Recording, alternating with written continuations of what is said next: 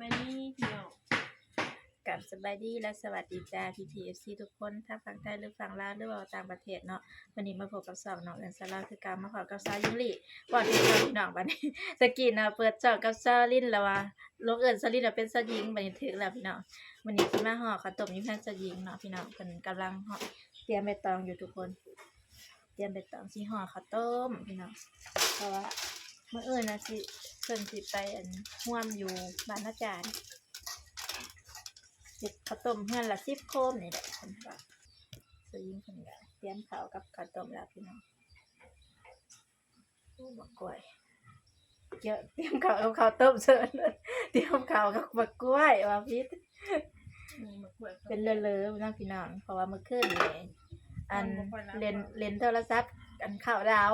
บ่ได้ไปข้าวดาวแล้วอันเขาเจ้าได้พี่น้องเล่นโทรศัพท์ข้ามคืนนั่งอธิษฐาน3 คืนกล้วย2หวีมาเบิ่งที่ได้จังห่อสลินเพิ่นก็ขึ้นเรียงแล้วทุกคนสยิงมาสยิงสยิงมาสลินไปพี่น้องคู่ขนานกันเด้อเพิ่น2คนสลินมาจะยิงไปจังเนาะบ่ได้เห็นหน้ากันจำสยิงเพิ่นมาฮอดบ้านนี่ทุกคนตอนแรงวานประมาณ3:00นแหละ3:00น4:00น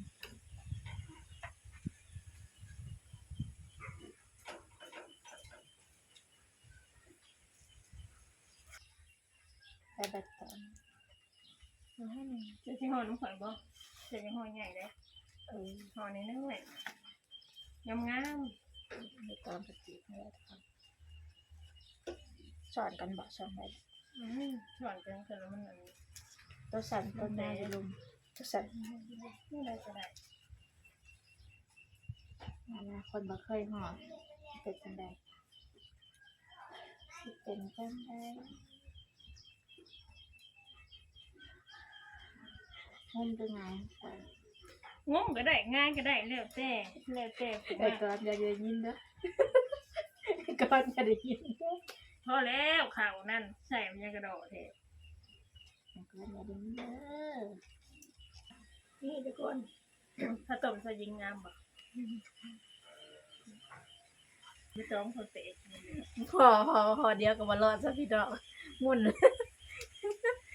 เป็นแม่บ้านแม่เฮือนบ่ได้ต้องใช้กันเดี๋ยวเดี๋ยวว่าเฮาค่ะบ่เคยเฮ็ดอันนี้ทุกคน บ่เคยเฮ็ดก็ต้องเฮ็ดทำเฮ็ดแห้งบ่เฮ็ดแห้งบ่เป็นไผสิเป็นมาแต่เกิดให้นั่นบ่รออีกวันนึงบ่เฮ็ดจังก็ยากคันบ่เรียนแห้งบ่เป็น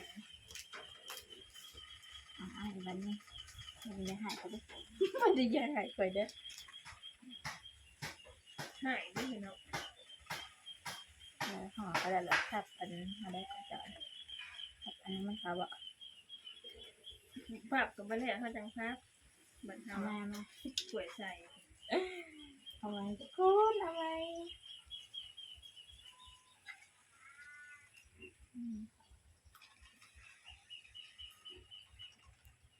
เริ่มใหม่พี่น้องอันนี้ไข่แหน่ตะกี้จะเฮ็ดตะกุกอยู่ลืมไปเย็นดีจังนี่ทุกคนได้แล้วห่อนึงกี่โมงห่อแต่เฮิงห่อก็ได้ห่อนึง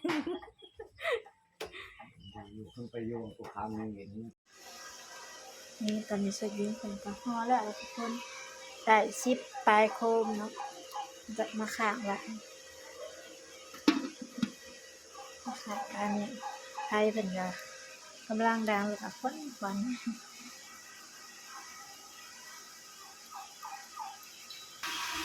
ตามสยิงเพิ่นว่าได้อัน14โคมพี่น้องเหลืออันนั้นใบตองเบิดก่อนยังเหลืออยู่ประมาณได้2โคม2โคม3โคมข้าวก็พอดีเบิดแต่ว่ามากล้วยนั้นเหลือใส่นะสยิงเอาข้าวขัวใส่กระปุกไว้ไปโฮมเพิ่นอื่นข้าวคั่วเพิ่น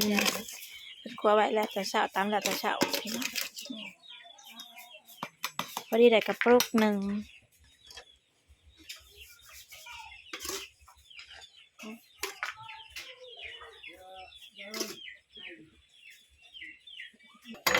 ที่เด็กกระปุกหนึ่งพี่น้องที่ได้กระปุกนึง